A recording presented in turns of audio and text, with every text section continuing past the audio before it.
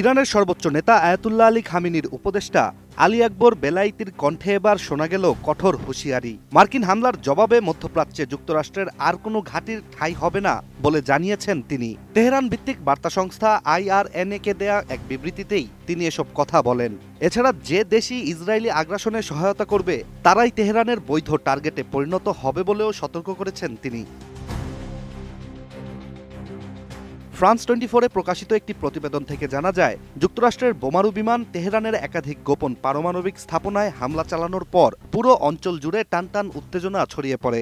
Fordow, Isfahan ও নাতানজের uranium সমৃদ্ধকরণ কেন্দ্রগুলোতে এই বিমান হামলার পর মার্কিন প্রেসিডেন্ট ডোনাল্ড ট্রাম্প ঘোষণা দেন তেহরানের হাত থেকে বোমা কেড়ে নেয়ার। যদিও সামরিক পর্যায়ে ক্ষয়ক্ষতির পূর্ণ হিসাব এখনও অজানা, তবুও পেন্টাগনের দাবি ইরানের পরমাণু কর্মসূচি কার্যত বিপর্যস্ত হয়ে গেছে। মার্কিন এই হামলার পরপরই ইরানের Islamic Revolutionary Guard Corps IRGC জানিয়েছে তারা আক্রমণের উৎস শনাক্ত করেছে এবং প্রতিশোধের প্রস্তুতিতে রয়েছে। এছাড়া এরই মধ্যে ইরান থেকে ছোড়া ক্ষেপণাস্ত্রে ইসরায়েলে ব্যাপক ক্ষয়ক্ষতিও হয়েছে।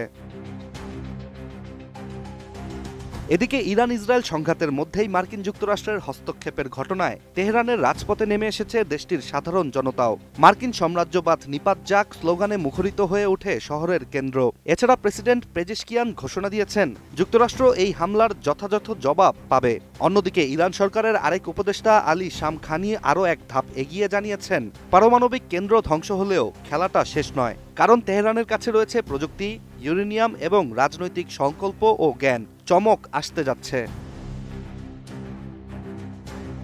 আন্তর্জাতিক একাধিক গণমাধ্যমের তথ্য অনুযায়ী মধ্যপ্রাচ্যে যুক্তরাষ্ট্রের ঘাঁটি রয়েছে ইরাক, কুয়েত, সৌদি আরব, কাতার, বাহরাইন, সংযুক্ত আরব আমিরাত ও জর্ডানে।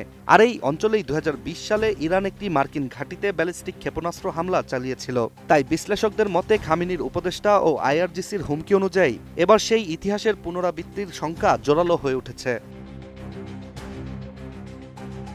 এছাড়া বিশ্ব নেতারা পরিস্থিতি শান্ত রাখার আহ্বান জানালেও বাস্তবতা বলছে এই সংঘাত এখন আর শুধু ইরান যুক্তরাষ্ট্র বা ইসরায়েলের মধ্যে সীমাবদ্ধ নেই, এটি ছড়িয়ে পড়ছে পুরো মধ্যপ্রাচ্য জুড়ে। ফরাসি প্রেসিডেন্ট ম্যাক্রো থেকে শুরু করে কাতার, ওমান, এমনকি সংযুক্ত আরব আমিরাত পর্যন্ত সবাই এখন সংঘর্ষ থামানোর ডাক দিচ্ছে।